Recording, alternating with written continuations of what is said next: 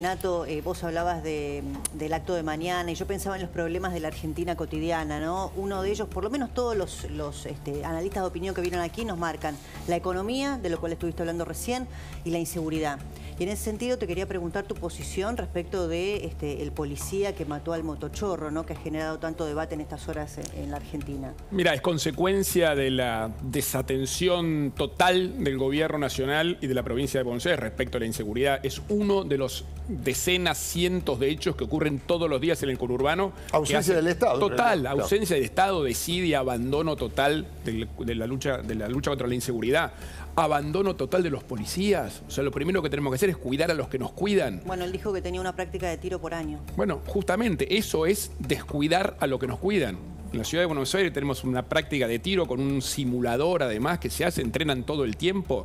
Los policías tienen su pistola reglamentaria con sus balas que se controlan, hacen práctica de tiro real y de tiro en simulador, que a esta altura es lo mismo, la tecnología aplicada a la capacitación. Acá en la provincia han abandonado a los policías. El otro día, mira, me parece una cosa patética, iba caminando, estábamos en Bernal, en Quilmes. En Bernal, en Quilmes, me encontré con 4 policías. No tenían el handy. O sea, me decían, mira, pueden estar robando acá a la vuelta y no tenían sistema de comunicación. Imagínate si los atacan a esos policías. ¿Quién los defiende? Bueno, lo primero que tenemos que hacer es defender a nuestra propia policía, capacitándola bien, dándole la tecnología necesaria, dándole el equipamiento, cuidar a los que nos cuidan. Es una responsabilidad del Estado. Acá hay una causa judicial, por supuesto, que está en curso y en ese sentido uno es respetuoso. Pero, ¿qué posición tenés respecto de una persona que se defiende frente a una agresión? Bueno, en este caso, además, es un oficial, ¿no? Nosotros siempre le damos a la policía el beneficio de la duda. Siempre la primera reacción es cuidar a los policías. Siempre, por supuesto, después la justicia tiene que investigar y determinará, pero nuestra primera reacción en la ciudad de Buenos Aires es cuidar y bancar a nuestra policía. Equiparlos bien, capacitarlos y cuando hay un episodio, digamos, como el que sucedió, lo primero que hacemos, le damos el beneficio de la duda, el cuidado, le ponemos el abogado que corresponde a la policía. Tenemos que defender a los que nos defienden. Ese es un principio clave del Estado. No como acá que los entregan al minuto, ya los tiran a la... Bueno, Kicillof está en silencio y Guado de Pedro lo único que dijo es que se utilizaba políticamente el caso y bueno... tuvo un posicionamiento no del lado de la víctima precisamente, sino del victimario, ¿no? Sí, como siempre, este gobierno que fue el que los que liberaron los presos. Una vez que de liberar los presos, de ahí para abajo, lo que se te ocurra. Por eso hoy tenemos un nivel de inseguridad que la gente tiene miedo. Los que nos están mirando tienen pánico, viven entre rejas en el conurbano, salen los hijos a la noche y es un drama. El miedo paraliza. Esa es la realidad. Ahora, así como digo esto, también quiero dar un mensaje de esperanza, porque en la ciudad de Buenos Aires, el año pasado logramos el nivel de delito violento, de asesinatos más bajo de la historia. Son estadísticas oficiales. ¿Cómo lo traspolás, por ejemplo? El más bajo de Latinoamérica, de todas las capitales de Latinoamérica, el más bajo es la ciudad de Buenos Aires. ¿Cuántos asesinatos cada 100.000 personas? 2,80, 2,8. Para comparar, en Rosario tenés 10 veces eso.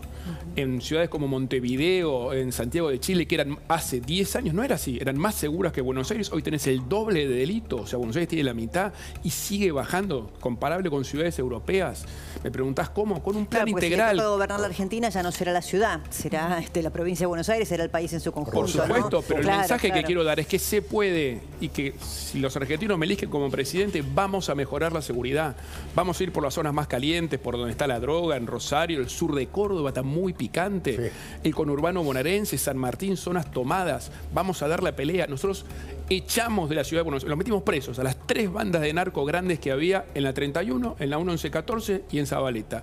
Esa es una de las razones por las cuales bajaron los delitos. Claro. Diputada Lospenato, de lo que se vio, de lo que se ha comentado y el debate, ¿usted cree que el policía que mata al delincuente digamos, puede ser acusado de homicidio agravado o un exceso de legítima defensa? La verdad es que eso lo van a tener que determinar los jueces y el fiscal haciendo las pericias que corresponden. Me parece que sería muy irresponsable querer dar una opinión jurídica sin ver las pericias que se tienen que hacer y obviamente creo que la justicia tiene que actuar con la severidad de la ley, tiene que comprobar qué es lo que sucedió. En lo que uno ve en el video ve un pedacito, no ve todo. Él tendrá que dar su testimonio de qué es. Sí, dio el testimonio, la secuencia completa creo que duró 9 segundos. Claro. Realmente. Exactamente, y él en el testimonio dice que el delincuente lo amenazaba de muerte, que vio el arma. Por eso, esto es todo lo que nosotros no vemos, pero que los peritos y la justicia tienen que ver, tienen que evaluar, tienen que considerar y tienen que darle la calificación que corresponda. Está muy bien, Silvina. Sí, a ver, a mí me interesa también preguntar al jefe de gobierno el tema de la corrupción, ¿no? Sí. ¿Qué piensa, digamos, cómo evalúa el tema de la corrupción de los 10 años kirchneristas? ¿Qué piensa hacer con la Oficina Anticorrupción? ¿Y qué piensa con relación al Poder Judicial, ¿no? ¿Cómo tiene pensado esos temas en relación a su próximo, en caso de que sea elegido presidente? ¿Por qué 10 años? 16 son. ¿Por qué 10 años del kirchnerismo? No, 16. Ah, sí, perdón. 16. Yo digo, yo sufrí 6 años. Eran 10 nomás, yo sentí que eran como 20. Bueno. Sí. División de poderes. Hay que dejar que la justicia actúe, no hay que meterse, no hay que entrometerse, no hay que opinar, hay que dejar que la justicia actúe en forma totalmente independiente. Eso es lo que uno puede hacer y la responsabilidad como presidente de la nación. Que la justicia actúe, que vaya a fondo. La Oficina Anticorrupción tiene que ser un organismo totalmente profesionalizado, transparente, sin que la política se meta, sin politizar. ¿Dentro del Poder Ejecutivo o planea...? ¿Alguna agencia especial? Claro. No, dentro del Poder Ejecutivo. Creo que eso no es lo más importante, sino quién la encabeza, los cuadros técnicos, tiene que haber independencia, tiene que haber capacidad de investigar algo propio gobierno. Claro, que no sea un militante, Claro. Que no sea un militante, del gobierno por de supuesto, turno, digamos. que sea alguien independiente. Sí. Transparente. Y desde el Congreso también tenemos cosas para hacer en materia anticorrupción. Ustedes saben que yo soy la primera autora de la ley de ficha limpia desde el año 2017 y la vengo Ojalá algún día peleando, se pueda representando, he pedido sesiones especiales y la estamos logrando sacar en muchas provincias de la Argentina, en muchos municipios, pero la necesitamos a nivel ¿Es nacional. para una segunda instancia?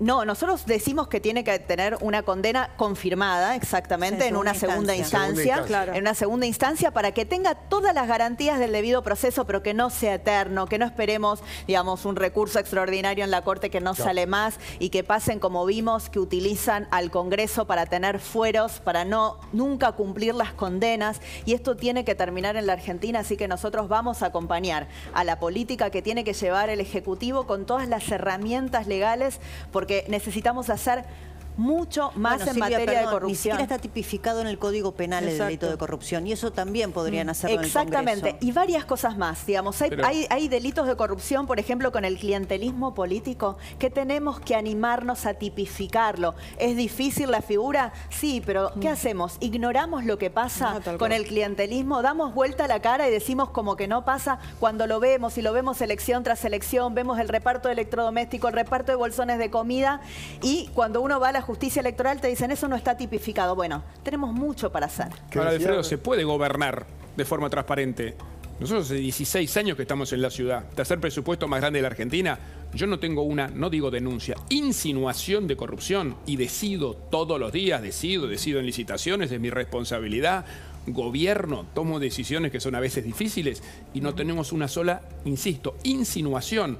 Se puede gobernar de forma transparente, se puede gobernar presupuestos públicos muy cuantiosos, como en el caso de la ciudad, haciendo las cosas. Hicimos una transformación histórica en la ciudad, contratamos obra pública como nunca en la historia en la ciudad de Buenos Aires, acabamos con las inundaciones, los viaductos, y no hay un solo comentario de corrupción.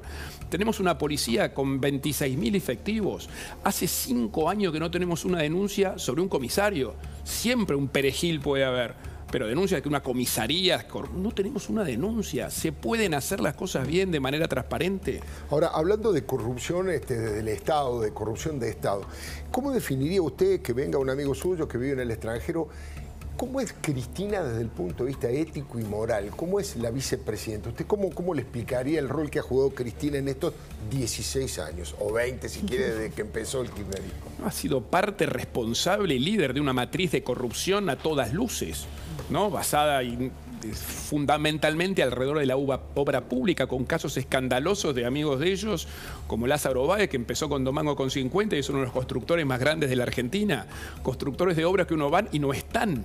Estuve, no me lo contaron, tuve la semana pasada en Caleta Olivia, me mostraron zonas donde hay rutas pagadas a Lázaro Báez, la mirás y ¿dónde está la ruta? Lo vi con mis ojos. O sea, esa es la realidad. Ella ha sido la presidenta de esa matriz de corrupción a todas luces. El caso de los cuadernos es información clarísima, con lo cual sí ha sido la responsable líder de una matriz de corrupción. Ahora, ¿ella por qué no se presenta? Ella dice que no se presenta a la próxima elección porque está proscripta y que está inhabilitada y que la Corte Suprema, si ella decidiera competir, haría lo mismo que, no sé, en Tucumán y en San Juan. Débora, ella no se presenta porque no la vota nadie. ¿Quién va a votar a una vicepresidenta de un gobierno que tiene la inflación más alta en los últimos 30 años? No la vota nadie. No disfracemos esto en un renunciamiento histórico de victimización. Cristina Kirchner y Alberto Fernández no se presentan porque no pueden, porque no lo votan ni sus parientes. Esa es la realidad, con el fracaso que ha sido su gobierno.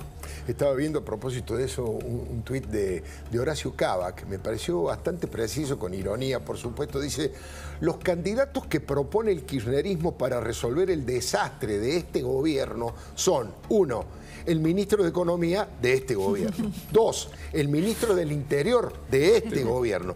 Falta que defina la vicepresidenta de este gobierno que eligió al presidente de este gobierno. Es bastante gráfico, digamos, con toda la carga irónica que tiene. Supongamos que finalmente la oposición, Juntos por el Cambio, después veremos si es Horacio, si es Patricia Bullrich, o la doctora Carrió, confirmó que se va a presentar, pero que Juntos por el Cambio llega. Sí. Eso va a significar que en diputados y en senadores crezca muchísimo el número y tengan la posibilidad de cambiar algunas cosas. ¿Qué va a ser lo primero que van a apuntar? ¿A qué? Más allá de lo que ya dijo respecto de ficha limpia, ¿no? Bueno, lo primero que tenemos que decir es que nosotros vamos a estar renovando la elección del 2019, que fue una elección en términos legislativos muy buena, del 40,3% de los votos en la primera vuelta, con lo cual nosotros tenemos que esperar un Congreso donde es posible que mejoremos los números, pero no es un Congreso donde, digamos, masivamente. Y eso también es bueno decirlo. Si sacan el 40%, que sería una muy buena elección, igualan la cantidad de legisladores. Solamente igualamos. Y cuando uno mira el Senado, en lo que renovamos en el Senado, renovamos varias provincias donde tenemos 2 senadores, digamos, por ejemplo, Jujuy, o sea, ya tenemos el máximo. Renovamos 2 senadores de la provincia de Buenos Aires. Gran desafío conservar los 2 senadores de la provincia de Buenos Aires. Hay que ganar esa categoría. Y 2 senadores de Santa Cruz. También hay que ganar esa categoría. Igual están muy bien, o sea, mucho mejor comparado con la asunción de Mauricio Macri, teniendo en cuenta que en la última elección de medio término, por primera vez el peronismo, desde el regreso de la democracia, perdió el quórum propio en el Senado. Entonces, definitivamente, pero a lo que yo iba, Débora, es que vamos a tener un bloque enorme como tenemos ahora, que tenemos 116 diputados, pero de todos modos, y aunque tengamos alguno más, nos va a faltar para el quórum. Y eso va a requerir dialogar con otros para conseguir el quórum. Lo que vamos a tener que romper en el próximo gobierno es este momento que está viviendo el Congreso. Nosotros estamos escenificando la parálisis de la impotencia. Como la mitad de la Argentina no logra imponerse a la otra mitad, lo que pasa es que nada funciona en el Congreso. Nadie dialoga con nadie. Nadie quiere mejorar una ley y nadie puede avanzar con las leyes necesarias. Está paralizado, solo el juicio de la Corte funciona. Absolutamente paralizado. Tenemos que sacar la ley de alquileres. Es desesperante la situación. Y no podemos ponernos de acuerdo en sacar esa ley, en movilizar el Congreso para esa ley, y como esas muchas. ¿Y saben quién sufre esta parálisis? Los argentinos, no lo sufrimos los diputados. Entonces, eso es lo que hay que romper, y para romper eso vamos a tener que animarnos a volver a reconstruir el diálogo bueno, el diálogo sano, el diálogo constructivo en las políticas que va a necesitar el próximo gobierno para sacar a la Argentina de este lugar espantoso donde nos llevó el kirchnerismo. Le hago 2 preguntas, Rodrigo. Lo primero que le voy a pedir al Congreso, el 10 de diciembre le voy a mandar los proyectos de ley para terminar con la industria del juicio. ¿Ya los tienen redactados los proyectos? Muy avanzados, sí, muy avanzados. La premisa es tenerlos por lo menos 2 meses antes, redactados y terminados. Consensuados entre toda la estructura de Juntos por el Cambio. No hay un minuto para perder, no hay más 100 días, hay 100 horas.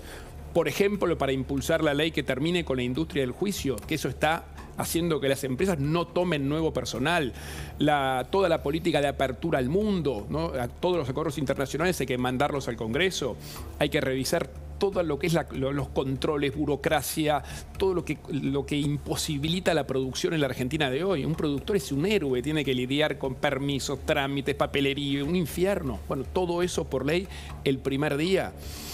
vamos a replantear, vamos a cumplir con la Constitución y replantear la coparticipación para hacer de la Argentina un verdadero país federal.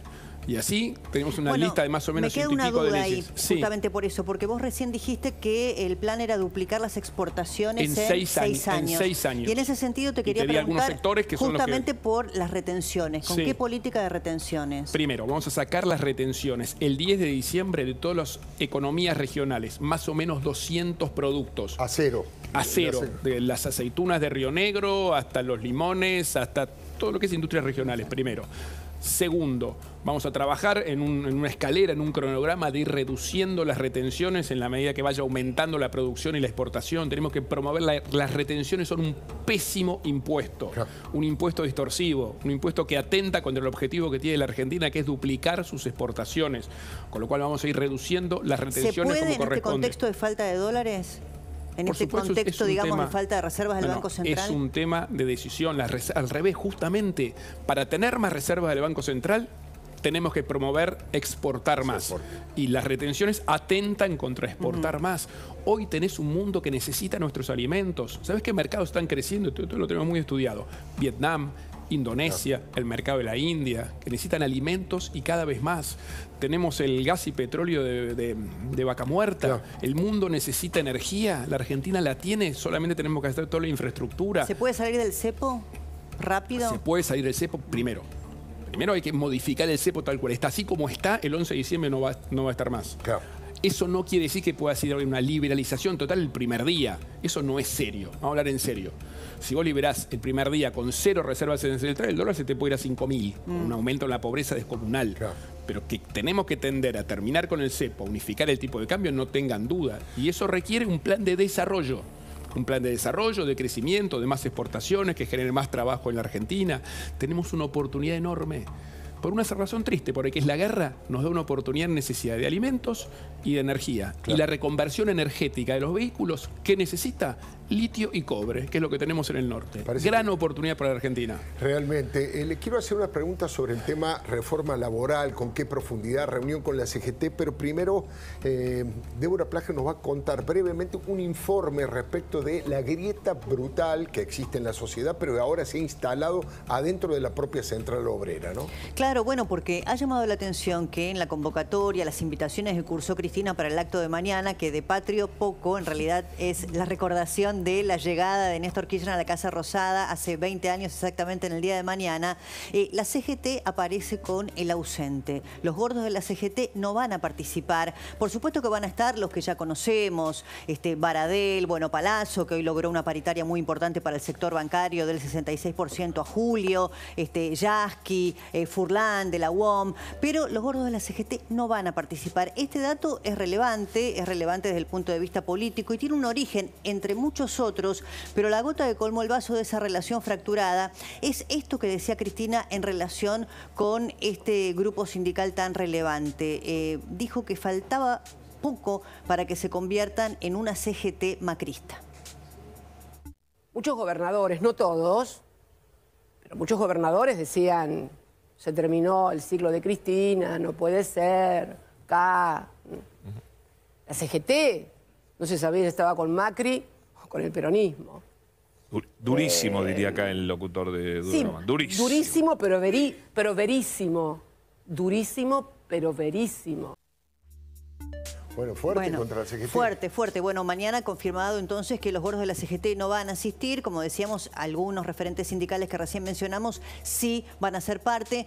Bueno, va a haber 11 ministros del Gabinete Nacional que ya confirmaron su presencia, incluido el jefe de gabinete Agustín Rossi, que además se ha anotado como precandidato a presidente por el Frente de Todos. Lo de Massa es interesante mirarlo, mirarlo en un contexto también, ¿no? Hoy hubo noticias en relación a una causa judicial que le importa mucho a Cristina. En ese contexto había habido una información respecto de que Massa tenía previsto un viaje a China y que por lo tanto esa ausencia prepactada, digamos, le iba a impedir ir al acto. Sin embargo, va a estar aquí. Tiene una actividad en Paraguay, pero algunos afirman que va a poder confluir en ambas situaciones, no tanto el viaje a Paraguay como la presencia en el acto. Dijo que el Frente Renovador va a convocar, no nos olvidemos que la última declaración de Sergio Massa había sido que el 10 de junio, cuando se reúna el Frente Renovador nuevamente, seguramente iban a decidir si participar o no y de qué manera en la elección del Frente de Todos. Y el presidente no está invitado, ver al Te Deum. Recién nos decía Rodríguez Larreta que él también institucionalmente va a participar, probablemente confluyan ambos, ¿no? Después de esta declaración tan penosa que hizo el presidente Alberto Fernández en relación al suicidio de Favaloro. Tenía previsto ir a Chapatmalán, veremos si las condiciones meteorológicas lo permiten o si se retirará la residencia de Olivos.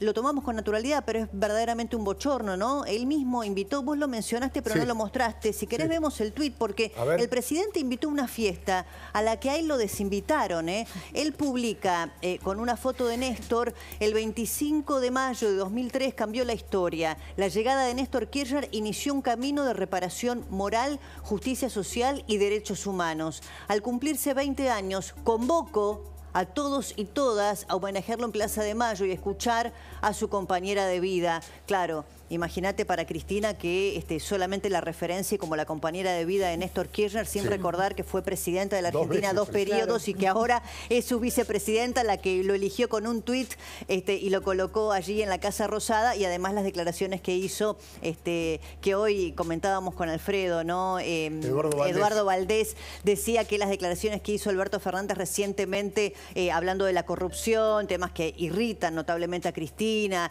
de las faltas éticas, según él, de la relación de Cristina con Lázaro Báez, había sido una manera de bajarse del acto. La verdad... Medio que lo dijo a propósito porque no quería ir al acto. No creemos que le dé la estatura intelectual para semejante premeditación. Demasiado fineza en la operación para que la haga Alberto. Bueno, y finalmente Roberto Navarro, ¿no? Quien dijo que había sido un error por parte de Cristina no invitar al presidente Alberto Fernández. Es muy cortito, lo compartimos. En el acto de mañana el presidente no está invitado. Eso es un error. Bueno, esos son errores. Todos somos compañeros. Personalizar no ayuda porque achica el debate. Es como poner a alguien en la mira, ¿entendés? Cuando vos pones a alguien en la mira porque vas a disparar, y eso no es bueno. Bueno, ahí está el Chino Navarro, exactamente, el Chino Navarro. Horacio, bueno, había quedado planteado. ¿Con qué dirigentes te reuniste? ¿Son los gordos? ¿Por qué te reuniste con ellos? No se dio una publicidad demasiado, trascendió, pero no fue oficial. Primero, mi agenda es pública, como jefe de gobierno. Segundo, la ciudad tiene un reclamo sobre las obras sociales sindicales de aquella atención que hacemos en los hospitales públicos. Y la verdad que tiene una deuda acumulada, entonces nos reunimos para ver justamente cómo regularizaban esa deuda. Cada vez que en un hospital público se atiende a alguien que tiene prepaga u obra social, ¿qué se hace? Se le factura esa prepaga, ¿no es cierto? Para recuperar. ¿Cuánto le debe la Secretaría de Gobierno de la ciudad? ¿Más o menos? No sé. Ahí me mataste. Sí. Estamos pero hay una deuda. Sí, es una deuda que, digamos, producto de esta operatoria de cobrarles en los hospitales. Nosotros facturamos a toda la atención de aquellos que tienen otra cobertura. Seguro. Que es lo que corresponde, pues no hay por qué, ¿no es cierto? Entonces, a la luz de eso, nos reunimos cada tanto con ellos para actualizar la deuda, para reclamarla. Yo cuido el mango de la ciudad, cada mango lo peleo a morir, con lo cual, cuando son cosas significativas, tengo que participar como jefe de gobierno. Seguro. Es una cosa. La otra pregunta que me hacías es la modernización del sistema laboral. ¿Qué tipo de reforma? Lo primero que vamos a hacer es terminar con la industria del juicio. Hoy, una pyme de 10 empleados, un juicio laboral, voltea la pyme y los otros 9 se quedan sin trabajo. No tengo duda que uno de los graves problemas. Conclusión, el empresario pyme no toma. ¿Pero qué? ¿Se cambia una ley? Se cambia una ley. Hay que cambiar una ley que es la ley de multas. Alfredo, todos estos temas lo tenemos estudiados en serio. Se llama la ley de multas. ¿Qué hace? Que por un error, incluso por algún problema hace 5 años, te meten una multa que con la actualización, más los punitorios, más los intereses, más la inflación, se arma una bola de nieve que te voltea la empresa. Sí. Pero es una ley que le pone un tope a eso, respetando, por supuesto, el derecho a la indemnización por ley como corresponde. Sí. Lo que no puede ser que una indemnización que debiera ser de 10 pesos termina siendo 80 pesos. Claro. Te voltea la empresa, se quedan sin laburo. Sí. Hace 12 años que no aumenta el empleo formal privado en la Argentina. En gran medida por la famosa industria del juicio. Es el primer tema que tenemos que atacar. Ley presentada el 10 de diciembre para que Silvia y nuestros diputados la trabajen. Y reforma laboral. Una de las muchas. Bueno, claro, pero digo, una reforma laboral más integral porque, bueno, durante el gobierno de Mauricio Macri se discutió mucho y se hablaba de ir sector por sector.